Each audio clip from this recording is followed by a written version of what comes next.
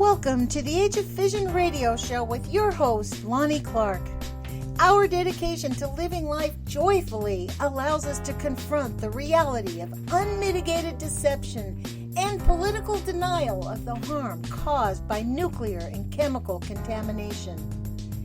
We demand an end to corporate control of science and suppression of facts for political and financial gain. We are not assets on a balance sheet. We must honestly work together to remediate damage to benefit our planet and humanity. Remember, happiness is resistance, and love is greater than fear. Join the Age of Fission radio show on Spreaker.com. Search for Lonnie Clark for all our podcasted shows. Podcasts are also on YouTube at Nuts for Art, NUTZFORART. Thank you for being part of the solution.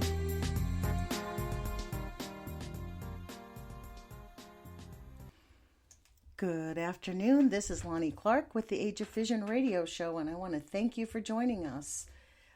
This morning, I guess it is morning here, still on the West Coast, I will be discussing the articles that have come out in the LA Times recently about the cracking dome in the Marshall Islands. It is amazing, actually, that this story has not gotten more consideration in the past. But like the dome that is cracking, the nuclear truth Blackout is also cracking. And it is really pointing to the United States. And it's not just the Marshall Island. The first title that caught my eye was called How the U.S. Betrayed the Marshall Islands, Kindling the Next Nuclear Disaster. It isn't kindling the next nuclear disaster. It has created the next nuclear disaster. So this story goes on about how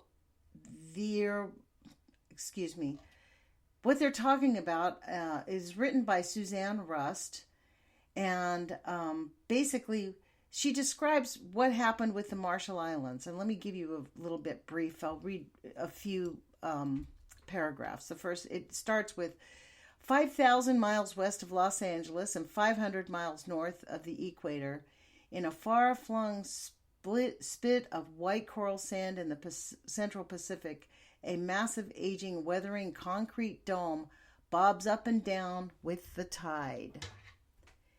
Here in the Marshall Islands, the Runit Dome holds more than 3.1 million cubic feet, or 35 Olympic-sized Olympic pools, of U.S.-produced radioactive soil and debris, including lethal amounts of plutonium.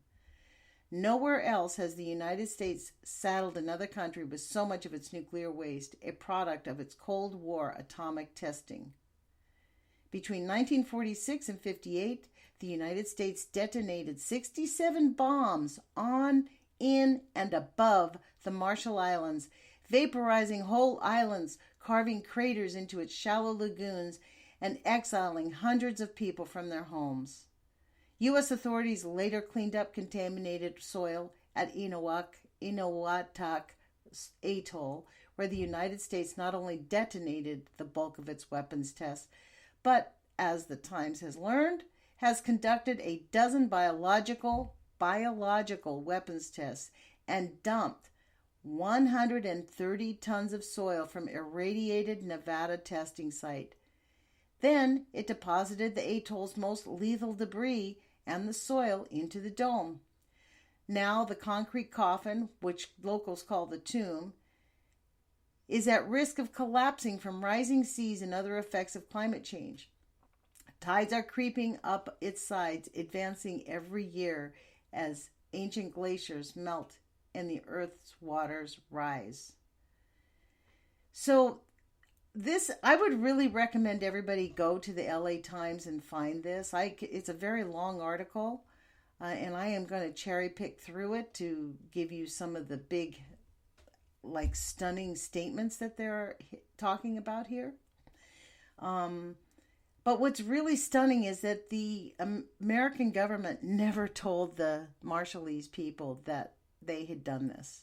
They just did it and said, oh, we're going to do it. And then, let me read this. I'll skip down. I'm going to skip down for your benefit so you don't listen to me just reading this entire article. A Times review of thousands of documents and interviews with U.S. and Marshallese officials found that the American government withheld key pieces of information about the dome's content and its weapons testing program before the two countries signed a compact in 1986, releasing the United States government of further liability. One example, the United States did not tell the Marshallese that in 1958 it shipped 130 tons of soil from its atomic testing grounds in Nevada to the Marshall Islands. These are crimes against humanity, you guys. I am stunned. I don't know how you feel about this, but this is literally a crime against humanity. But what I find really interesting in reading this entire story, there's another story that I guess the Times is running a series, right? So there's the next title is called "The U.S. Cleans Graffiti Off Marshall Islands Nuclear Waste Dome, but it won't clean up radiation inside." And so basically, they're talking about how the world is suffering from climate change, and now the Marshallese have two things going on. This exposure to this radioactive waste because this tank has been leaking. We knew that. Okay, I'm getting ahead of myself because I've known about this story for about 5 years now. Thaston Ricklin is from the Marshall Islands. He's a Eugene resident. I have interviewed him, I think twice or three times. He's a bit shy and is not, he likes to speak about it and he gets empowered speaking about it. He's very knowledgeable, but he's a bit camera shy, I guess, so he does not do many interviews, let's put it to you that way. And you can look for them. They are on YouTube, on UCY TV. You can just type in his name, Thaston Ricklin, on YouTube, and you will see our interviews. And he explained that they have known when they signed this thing and they created this dome, they knew that they should have made, the United States government knew they should have made this dome at least 25 inches thick. And instead, to save money, they made it 18 inches thick, which I guess exponentially made it crumble a lot faster.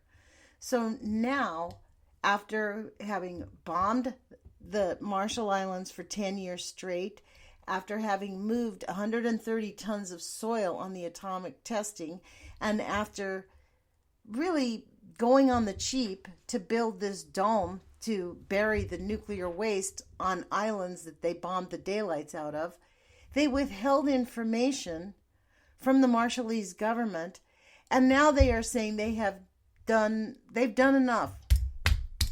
Washing their hands, you guys are on your own with this nuclear waste. Nuclear waste that the Marshallese were lied to about.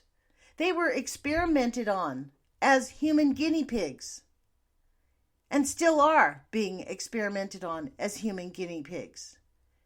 It is really one of the worst crimes against humanity that the United States has ever done. Not because of only the Marshallese, but what it's doing to the entire planet. And so this group of scientists have been working with the Marshallese. Adding the alarm is a study published this year. I'm going to go on and read this because this kind of made me take note.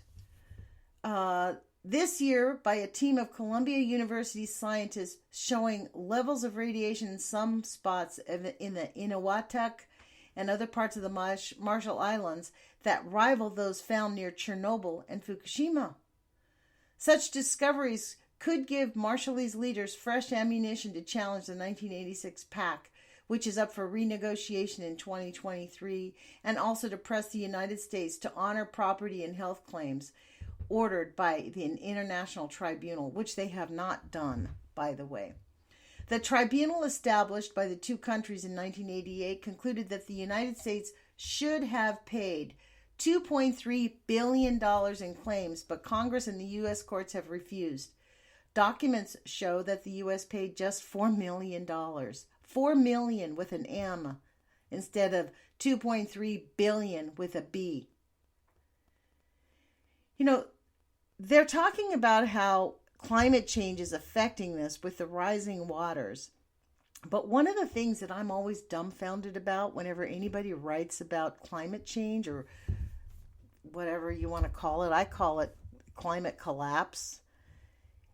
There's never a discussion that all this nuclear testing, the radioactive waste, is actually affecting the climate collapse and has had a major, major hand in the climate collapse. Anybody who's been following nuclear contamination and are victims of it or have been reporting on it understand that there's never a conversation about nuclear contamination as being the root cause of anything. Not health effects, not contaminated food, nothing. They never allow it. There is literally a nuclear truth blackout. And frankly, that's what keeps me going and doing this show. This is why I reach out to activists. On my YouTube channel, I have been reading a series of documents called the Citizens Radiation Data Map of Japan, which basically highlighted that the Japanese government never tested the soil of Fukushima. But that's another story. The point is that it is across the board. The lying, the refusal to accept responsibility for what the nuclear contamination is causing. So listen, this story goes on to say the U.S. position is that it has already paid more than $600 million for the resettlement, rehabilitation, and radiation-related health costs of the communities affected by the nuclear contamination, says Karen Stewart, the U.S. ambassador to the Republic of Marshall Islands. She said that inflation brings that number closer to $1 billion. So they're using inflation. Inflation. Okay.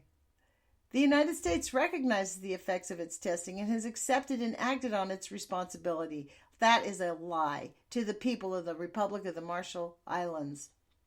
In September, the Marshallese Parliament, the Nitijela, approved a national nuclear strategy which calls for a risk analysis and environmental survey of the Runit Dome, an assessment of its legal options for its cleanup, and an attempt to secure the $2.3 billion ordered by the tribunal. This really is a national crisis for them, and that's what they're beginning to. I mean, they have known this for a long time. My sister lived on the Marshall Islands for 5 years. Her and her husband sold their home and was going to sail around the world, and they ended up settling into the Majuro Atoll. And firsthand knowledge, my sister has told me that many of the Marshallese children are born with small birth defects that are life affecting. Very often they're born with, I guess it's called some type of a cyst or something over their eyes. It closes their eyes. It's a simple procedure that can be fixed with a medical procedure, but there's no hospital on the Majuro Atoll. There's no hospitals there at all. You have to fly to Fiji, and that costs several $1,000s. And there's no program just to fly people in and out. So a lot of times kids don't get these small things that could improve the quality of their lives done until they come to the United States when they get older. And most of them do leave the island. It is really beyond comprehension that the United States government continues to just disregard the effect of nuclear contamination. And people just go, oh, well, what are we going to do about it? Well, what we are going to do about it, folks, is we're going to have to face it because it is coming.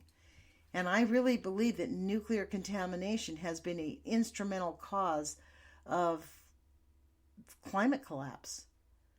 Think about how much nuclear fallout from the testing of the nuclear bombs fell into the ocean and into the atmosphere. And think of all the microscopic animals in the ocean and in the ground and in the dirt that were affected immediately and more rapidly from nuclear contamination and up the food chain. And it has caused, frankly, it's a major reason why we have the whales dying off of the west coast here and why the salmon are all not coming back. It's not because of the climate change. They keep pouring fish into the Columbia River. It's because they go out into the ocean and continue to get contaminated. And on top of it, the nuclear industry, this is why I believe that they have allowed the polluting to the mega capacity that they have done. We've basically used our oceans like a toilet so that we have big blobs of trash running around the planet, swimming around in the planet, to the point where the UN now calls that Trashlandia. It's really incomprehensible. So I'm going to go back to this story a little bit. The Marshall Islands atolls are the remnants of ancient volcanoes that once protruded out from these cerulean seas. They were settled 3,000 years ago by the ancestors of present-day Marshallese who crossed on boats from Asia and Polynesia. For American officials in the mid-1940s, this 750,000 square mile expanse of ocean, nearly 5 times larger than the state of California, must have seemed like a perfect spot to test their growing atomic arsenal. It is really beyond comprehension. Listen to this justification from this man.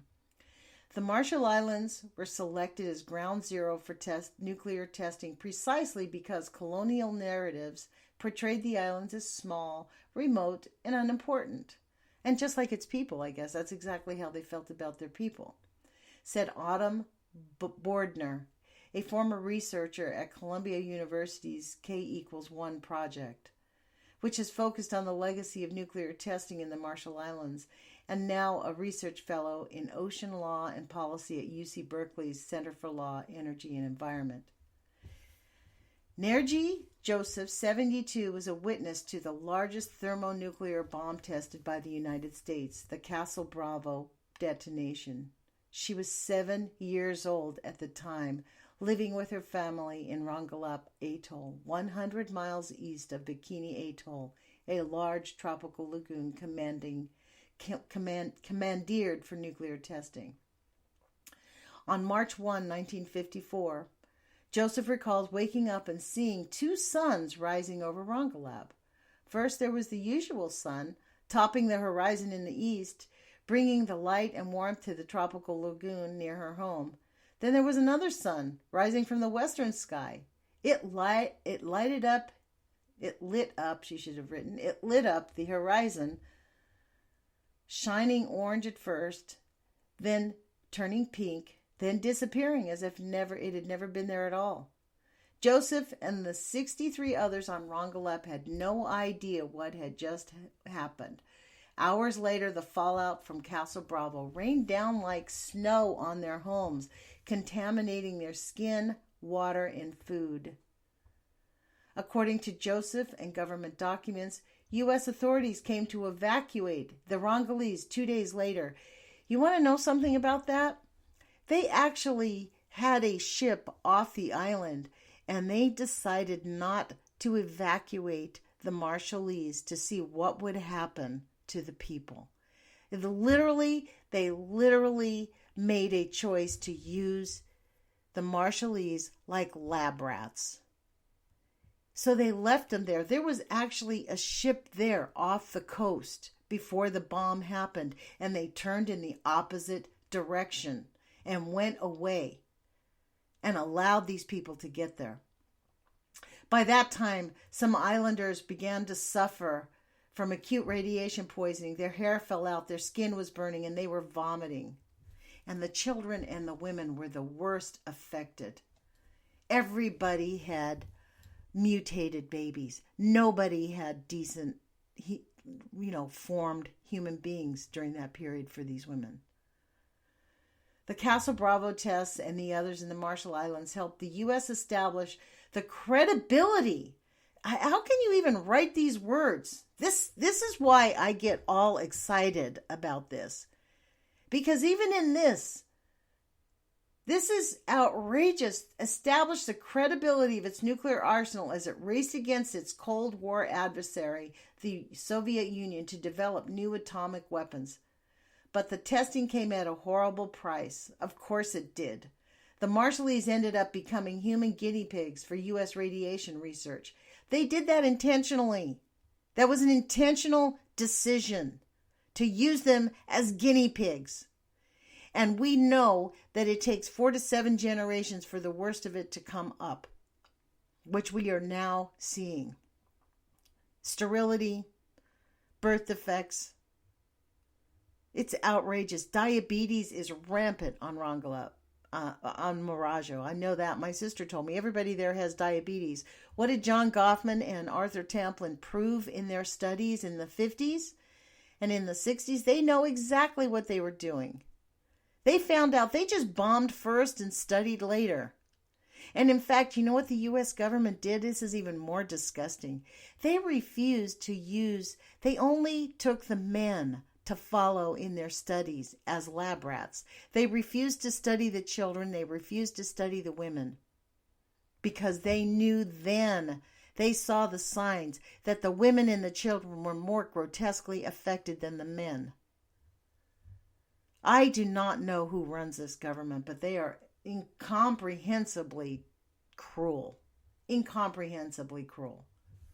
And so for these people to be talking as if we can actually have a little nuclear war with Traitor Trump sitting in the White House saying, well, why can't we use our nuclear weapons? It's so disgusting.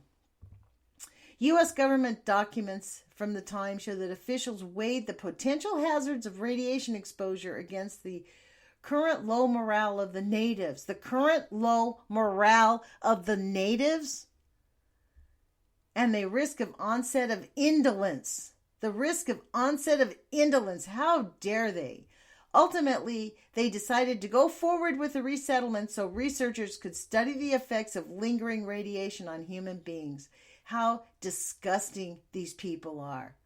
Data of this type has never been available, said Merrill Eisenbud, an official with the Atomic Energy Commission, said in January 1956 meeting of the agency's Biology and Medicine Committee. While it's true that these people do not live the way that Westerners do, civilized people, it is nonetheless also true that they are more like us than the mice. How disgusting are these creatures that could even refer to the Marshallese people as more like us than mice. They are like us. They're human beings. And the United States government is now refusing to help the human beings whose not only culture they destroyed their lands, and now they're leaving them with radioactive waste, and they refuse to pay even their medical bills. Data of this type has never been available, he said in January 1956. How dare he? The resettlement proved catastrophic for the people of Rongelap. You think? Cancer cases, miscarriages, and deformities multiplied. 10 years later, in 1967, listen to this, 17 of the 19 children who were younger than 10 on the island the day Bravo exploded had developed thyroid disorders and growths. One child died of leukemia, and I would venture to say they all died of leukemia or have some kind of catastrophic event. In 1985, the people of Rongelap asked Greenpeace to evacuate them. They had to go to Greenpeace to evacuate them again after the United States refused to relocate them or to acknowledge their exposure, according to government documents and news reports at the time. Wow. Joseph, who had her thyroid removed because of her radiation exposure, has spent nearly 7 decades taking daily thyroid medication, enabling her body to produce hormones it would otherwise not generate. Wow. A quiet, dignified woman with thick, wavy gray hair Joseph lives in a cinder block home in Majuro, the capital, a setting far from the pristine atoll where she grew up. This is so disgusting. I mean, honestly, I do not know how these people live with themselves. I do not know how the people who are in our government and have responsibility to help these people can coldly turn their back on them and call themselves human beings. I'm going to skip down throughout this article because let me see how much time I've been using up. Let me take a look.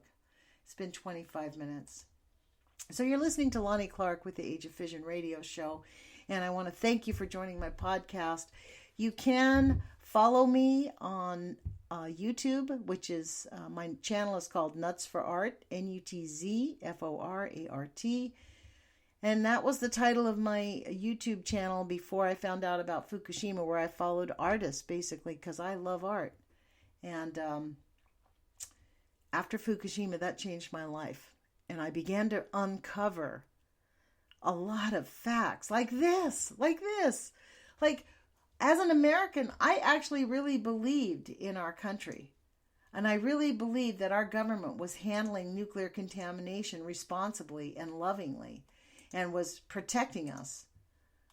Little did I know that the entire attitude of the U.S. military and U.S. government, the International Atomic Energy Agency, which is the IAEA, the Nuclear Regulatory Commission of the United States, all of them, all of the senators in our Congress, all of the congressmen in our Congress, all of the senators in our state houses, all of our city council members, all of them deny contamination harms human beings. Or if they do, they're like, well, it's really hard to prove. Well, we can't really see exactly what's going on, so they don't really tell us. It is beyond comprehension, the level of denial of the harm that nuclear contamination causes humanity. They scare us with pictures of Chernobyl, the babies with the big heads. That's what was born to the women on the Marshall Islands. They still get born like that, with the water on the brain, and they die very young, or they're deformed, or they have extra limbs. I mean, it is grotesque what it does. It messes up our DNA. It goes right into our systems. Every single one of these radionuclides affects our bodies in a different way. And the denial, you know what makes the worst about the denial? I've not once been able to find any research where they're actually doing any effort to figure out how to neutralize this nuclear waste. I've only seen one article where one nuclear scientist says, well, if we blast it with lasers, it will break it back up into a non-reactive state of, I don't know, fission or fusion, I guess, or something. To be honest, as anybody who follows this show knows, I'm not the scientist type. So when I read the article, that was my interpretation. But there's only one person talking about it that I've seen. They basically have kicked the can down the road, said, oh, let's just bury this stuff, keep it away from human beings, and bury it somewhere where there's not white people. That's where they're putting it, where it's not white people. That's why they built the Hanford Challenge. That's up there in Hanford. They kicked the Native Americans off of their own land, right at the Columbia River, the most pristine river in the country, one of the most magnificent areas in the entire country, and they built 8 plutonium processing plants right on the river. So anybody who thinks that the Columbia River is safe, it's not. But, at this point, none of us are safe. It's not. Our only safety is knowing how to take care of ourselves. And according to a Dr. Circus that I interviewed maybe about a year and a half ago, you can find his interview also up on YouTube. Just type in SIRCUS, Dr. Circus, and Lonnie Clark, and it'll probably pop up. It was a UCY TV. Before UCY.TV closed its doors, I did an interview on there. And he suggests that we all take a half a teaspoon of baking soda. Feed your children a quarter of a teaspoon of baking soda, because that attracts the heavy metals that comes in from the radioactive waste. as well as getting off of sugar. That's very important, to stay off of sugar as much as you can. There's things that we can do, folks, to help ourselves. Because we are in the stew. We're in the nuclear stew, whether we like, as Libby Halebi show says every week on Nuclear Hot Seat, we're in the seat that we all share, nuclear hot seat. Which is really where we're at. I love that show, by the way. It does air on, the Nuclear Hot Seat does air in Eugene, Oregon, in the Springfield area on KEPW, also at 7:30 in the morning on Saturday mornings. And I suggest anybody who's up in the morning on Saturday in Eugene, Springfield area, listen to her show, because it's awesome, actually, to be honest. It's always packed with information that will help you learn how to protect yourself. Okay, let's get back to this story, okay? Oh, let's see. It's a very long article, so I hesitate to read it. But let's see. In 1972, after the U.S. had nearly exhausted its military interest in the region, it invited the leaders of Eniwetok back to see the atoll for the first time since 1946. Wow. According to the Department Energy report of the event, the Eniwetok leaders were deeply gratified to be able to visit their ancestral home, but they were mortified by what they saw. The land was completely denuded. Photos show an apocalyptic scene of windswept, deforested lands with only the occasional coconut tree jutting up from the ground. Elsewhere, crumbling concrete structures, warped tarmac roads, and abandoned construction and military equipment dotted the barren landscape. Wow. The damage they saw on that visit was the result of nearly 3 decades of U.S. military testing. How dare the United States do this? The United States had detonated 35 bombs on the Marshall Islands in 112 days in 1958. None of these were on the Eniwetok's Runit Island. 9 of these were on the Eniwetok's Runit Island. With names such as Butternut, Holly, and Magnolia, the bombs were detonated in the sky, underwater, and on top of the islands. So, think of this. Why would the American government feel the need to keep testing these bombs more and more and more and more? I mean, the military was actually psychotic at that time. I guess they still are, actually, to be honest. I'm without words. Can you hear me stuttering as I'm scrolling through this article? Listen to this. 1946 through 51, 9 bombs were detonated, ranging in size from 23 to 225 kilotons. The U.S. began the first of 67 nuclear tests. 1952, the government shifted to testing larger weapons, and over the next 4 years, 25 bombs were detonated, including the Castle Bravo. The radioactive fallout spread hundreds of miles and contaminated both Rongelap and Utirik, I-T-I-R-I-K, atolls, Utirik. 1958, authorities grew concerned about a possible ban on above-ground nuclear experiments and accelerated testing. What are these maniacs thinking? A final 33 bombs were detonated between April 28th and August 18th. In 1 year, in 1 year, April, May, June, July, and August. 33 bombs. That's more than 6 a month. That is beyond comprehension. Think of the money that was wasted creating this. They were busy up here in the Northwest and in the Savannah site in Georgia, and contaminating St. Louis with the uranium from Mallinckrodt being illegally buried on the river at the Coldwater Creek. It's beyond comprehension the level of harm that the United States military has done to its own people and to the people of the world. I don't know how anybody could think that nuclear is good in any way, shape, or form. And people say, oh, well, we have nuclear science. We only have nuclear science because they want to find something good to do with this so-called waste or byproduct. It's beyond comprehension. Can you tell? It makes me spit nails. Let's see where we're at with timing here, folks. That's good. Oh, man. What is clear, which has never been reported before, is that 130 tons of soil transported 5,300 miles from an atomic test in Nevada was dumped into a 30-foot wide, 8-foot deep conical plug where the next bomb fig was detonated. Oh my gosh. Archive documents suggest the soil was used as part of an experiment to help scientists understand how soil contributes to different blast impacts and crater sizes.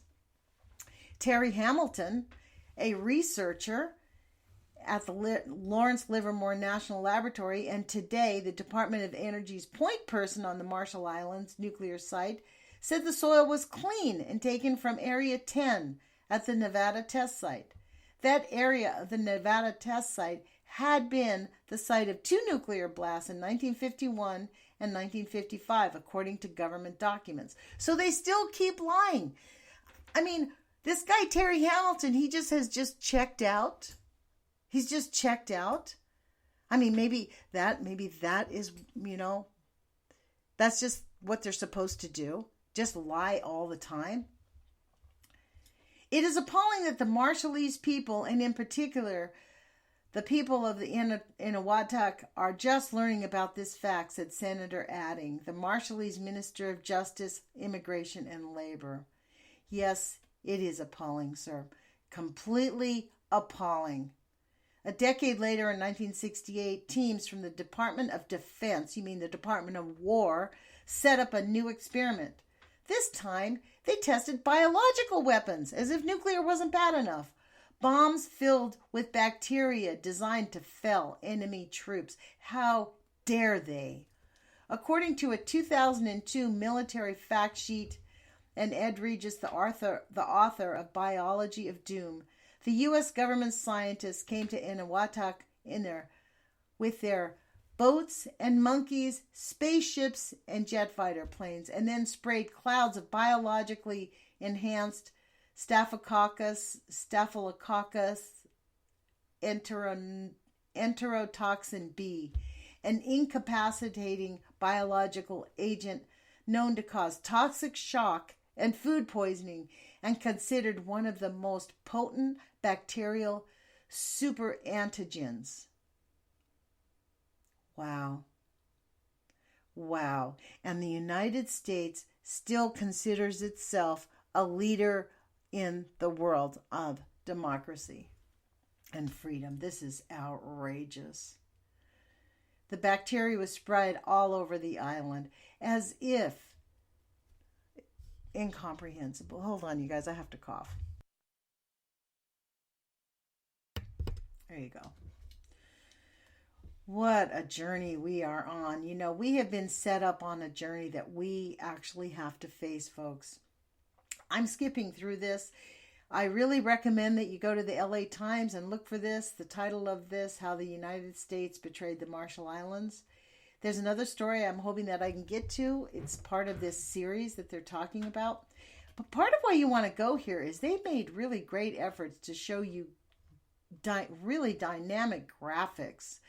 And they really explain exactly what we're looking at. Like they have this one really beautiful graphic that shows how the dome was placed. Because an atoll, you have to remember, is about a mile wide. An atoll is a little piece of land that juts up. So what they did was they put this big gigantic dome on the islands. The whole island is actually, the whole thing is 5 miles wide. So it's not just a little tiny strip of land.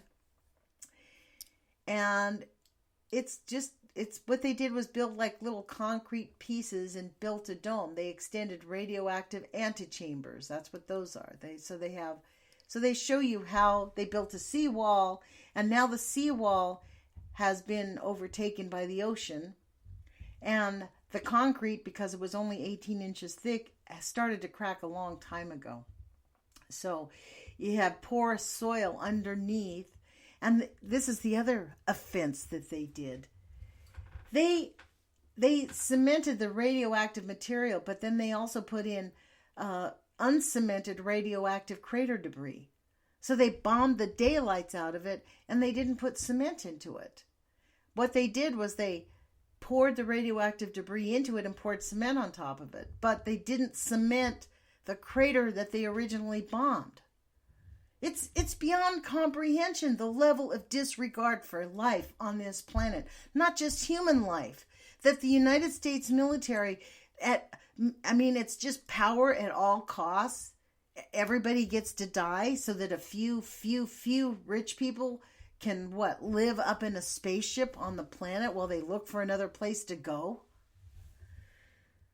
Oh my God. And it also explains in detail what is underneath the dome. There's a huge section of this story about what is underneath the dome. I'm scrolling down very quickly through this because I am going to get through to the next story. But in here, this guy, Paul Griego, who worked as a contract radio chemist for the Everline instrument at the Anahuac while the military built the dome, said it was sloppy. Documents show that as construction teams were finishing the dome by capping it with an 18-inch concrete, new highly contaminated debris was discovered. In the process of adding that material to the waste site, parts of the concrete top were embedded with contaminated metallic debris, meaning they created a dome that had radioactive contamination on the top of it anyways. And on top of it being only 18 inches, the design was to make it 25 inches, but they made it 18 to save money. The authors of the report note that the dome was designed to contain material and prevent erosion rather than act as a radiation shield. So the radiation material in the dome was no cause for concern. Today, the U.S. officials maintain that the dome has served its intended purpose to hold garbage, not necessarily to be a radiation shield. That's what it meant. They weren't even thinking about protecting the Marshallese. That distinction, though, was not well understood in the Marshall Islands, where many assumed the United States built the dome to protect them. My understanding from day one was that the dome was built to shield radiation from leaking out, Adding said. Soon after the dome was completed, winter tides washed up more than 120 cubic yards of radioactive debris onto Runit's shores, prompting U.S. authorities to build small antechamber adjacent to the dome to hold new red alert debris. Red alert. How dare they? I don't know. I'm just nonplussed by this. I'm scrolling down through this article very, very quickly. It's quite a long article, but it is extremely comprehensive. And it really does show the level of contamination that the United States has done to our planet. Hamilton has said that the assessment is, Hamilton went on to assure them such a scenario was not a cause for alarm. Let me read that article.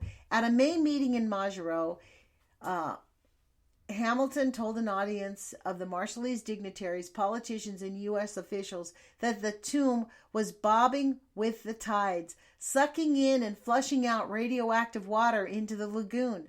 Moreover, he said, its physical integrity is vulnerability to leakage and the sustained impacts of storm surge and sea level rise. But Hamilton went on to assure them that that scenario was not a cause for alarm. Because, the ocean's really big. The solution to pollution is dilution, right? And a Wetuck Lagoon is already so contaminated, he said, that any added radiation introduced by a dome failure would be virtually undetectable. in the lagoon or in the wider oceans. So what they're saying is that the wider oceans are highly contaminated already. So you wonder why they're not testing the salmon. You wonder why they don't test these dead whales when they wash up on shore for radioactive contamination. Because they already know that the oceans are already radioactively contaminated. Hamilton said that his assessment is based on a sampling of U.S. documents from the 1970s and 80s, suggesting that there is far more contamination in Eniwetok Lagoon than remains inside the dome. He contends the land is safe for habitation and will remain so. Even if the dome crumbles and releases its contents into the contaminated lagoon. Plutonium is a risk to human health only when it is airborne or introduced via the cut in the skin, Hamilton said. The plutonium in the lagoon, he claims, is not a concern. How could he even spit those words out of his mouth? If a little kid scratches its arms or scratches its foot on a piece of wood walking around the lagoons barefoot, which is everybody there walks around barefoot, and they walk on the sand, they're going to have plutonium introduced into their bodies.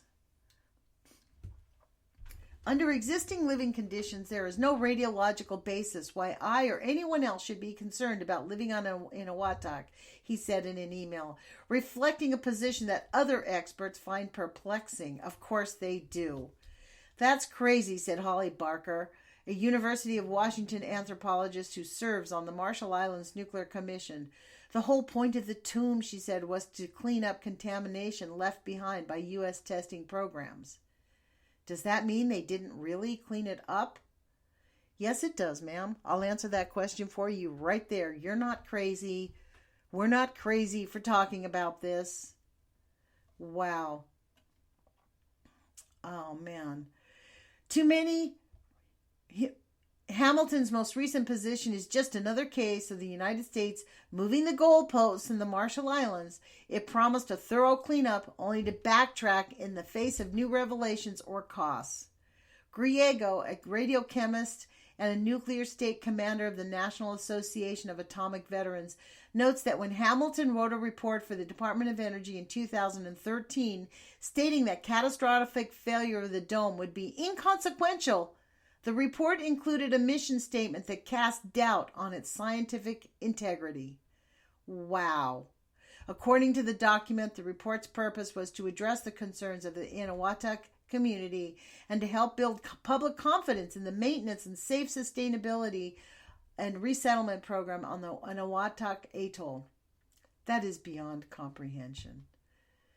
There's a child. In this article, they show a woman, this lady with her grandson, walking in the waters right there on the islands in Majuro. You know, honestly, it is beyond comprehension. Dead animals everywhere. I'm going to skip. I think that I probably don't have a lot of time left. Oh, man, only 10 minutes left. There's another article that I really do want you guys to go to, and it's, again, part of this series from the Los Angeles Times called U.S. Cleans Up Graffiti on Marshall Islands Nuclear Waste but Won't Clean Up Radiation Inside. And this kind of broke my heart when I first read it. For years, American authorities, who is this written by? Again, Suzanne Rust, staff writer. November 14th, 2019. That's today, folks. For years, American authorities have asserted they hold no responsibility for the Runit Dome, a concrete-capped waste in the Marshall Islands. We read that part. But sometime during the spring of 2018, unknown vandals spray-painted graffiti across its face. Nuclear waste, property of USA government. Please return to sender. And nuclear waste, property of the USA. Please return to sender. That grabbed the attention of the U.S. government and contractors. Good for them. It's kind of stunning that this hasn't happened long before. The graffiti on the dome was removed by the Lawrence Livermore National Laboratory, a U.S. DOE contractor. said Mayor Jack Adding in the email to the Times. Adding said that he should have rejected the request to remove it made by Terry Hamilton, again, the murderer Terry Hamilton, a contractor for the Lawrence Livermore National Laboratory, because the message on the dome reflected the Marshallese sentiment that the United States should take ownership of its radioactive waste, but he decided to avoid conflict. Doesn't that sound just like that guy from the Ukraine, the president of Ukraine, who said, "Oh, no, there's no quid pro quo." I mean, this is the thing. These small governments understand the power of the United States government, and they understand retribution when they see it before them. And they understand they're being coerced into silence. Well, we cannot be silent anymore, folks. It is time for us to speak out and speak up, because there is nuclear contamination everywhere. It is not a small issue. It is everywhere. The U.S. government provided the Marshallese with some $30 million a year since 2003. In 2023, a so-called compact of free association signed by the two countries expires. We know that. And you know what's going to happen? I mean, actually, what we've got going on here is the normalization of nuclear contamination by every federal government around the world. I don't see the federal governments of Sweden, federal governments of Germany. I don't see any of them talking about the nuclear contamination that's all over their countries. You know, the United States was really the only country. Well, I think that the Russians did bomb their own nations. They bombed in their own country too. But you know, we had nuclear testing in our own nation. If you look at the worldwide nuclear bombing, Cold War bombings, there was so much nuclear contamination that went on.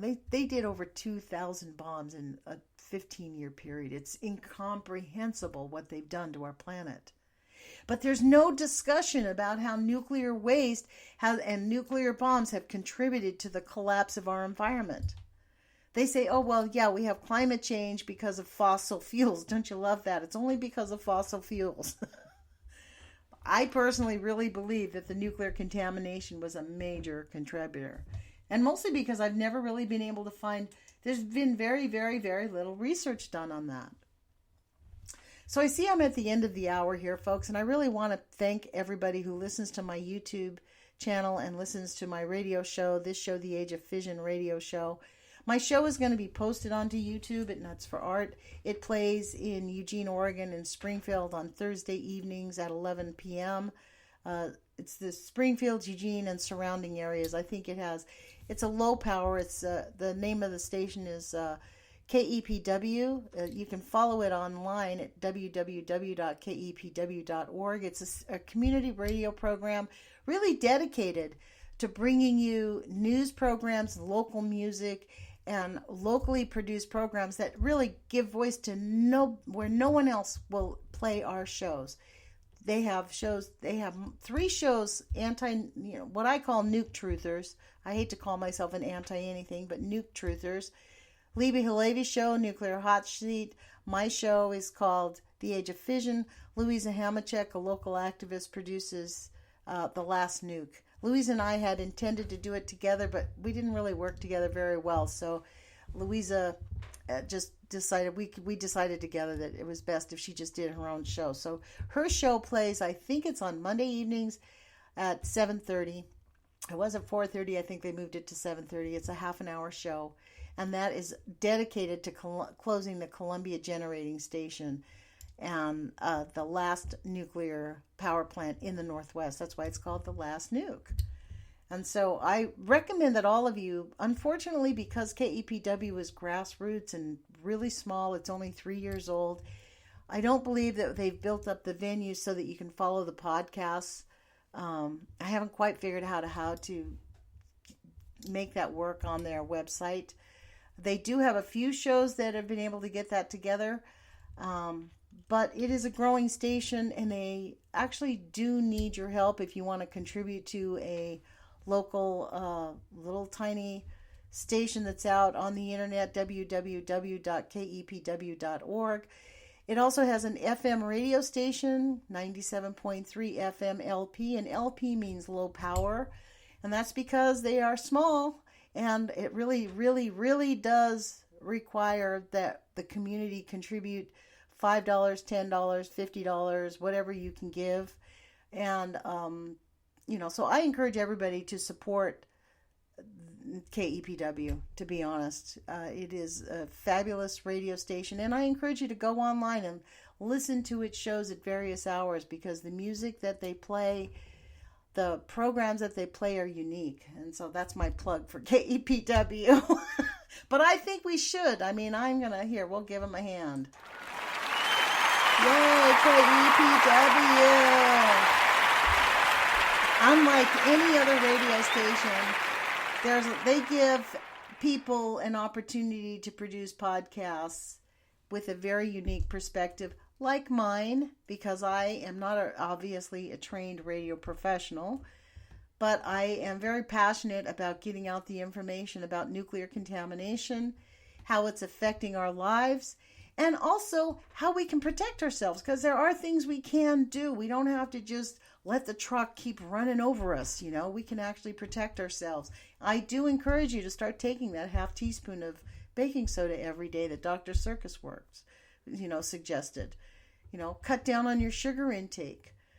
Take that turmeric drink that people probably know about, where you take a teaspoon of turmeric, a quarter teaspoon of black pepper, a tablespoon of oil. Coconut oil is good, or butter even. Put some coconut milk, but put some hot water in it, and you drink it with hot water, and you make a hot water drink. That recipe actually reverses Alzheimer's, as discovered. This is where it was found. The Journal of British Medicine used it in an experiment, and they found that when Alzheimer's patients took it several times a day, within a few weeks their Alzheimer's reversed. So there's things that we can do. And it's not going to come from the AMA. They're not going to help us. They're part of the problem. They're part of the program, in my view. That's my personal opinion, because, they will tell us that nuclear contamination is not harmful. Don't worry about it. And as a health physicist, which health physicist is an industry that the nuclear industry started, once told me that there's so much more chemical contamination that causes such immediate harm, which again is true. Chemical contamination does cause immediate harm, but so does nuclear contamination. Wait till we see the 2020 Olympics. We're going to see nosebleeds. We're going to see hair falling out. We're going to see people vomiting. People are going to come back and get sick. So I do not recommend anybody going to the 2020 Olympics. It should be the no Olympics. Well, we're at 57 minutes. I want to thank everybody for joining us. Please do tune in to kepw.org. Please also like and subscribe to me here on Spreaker, Spreaker.com. And you can find my channel, Lonnie Clark. Look for Lonnie Clark on Spreaker.com, and then the Age of Fission radio show. And where else am I? You can follow me at Nuts for Art on YouTube, and I'm on Twitter, Nuts for Art too. But that's mostly political stuff, which I guess so is nuclear political, because, it's part of the political machinery that keeps feeding the nuclear monster. So put your courage feet on, you guys. It's up to us. We can be the change we want to see. Take care. Talk to you guys next week. Welcome to the Age of Fission radio show with your host, Lonnie Clark. Our dedication to living life I played the wrong allows us one. to confront the reality of unmitigated I played the intro. and political denial of the harm caused by nuclear and chemical contamination. We demand an end to corporate control of science and suppression of facts for political and financial gain. We are not assets on a balance sheet. We must honestly work together to remediate damage to benefit our planet and humanity. Remember, happiness is resistance, and love is greater than fear. Join the Age of Fission radio show on Spreaker.com. Search for Lonnie Clark for all our podcasted shows. Podcasts are also on YouTube at Nuts for Art. Nutzforart. Thank you for being part of the solution.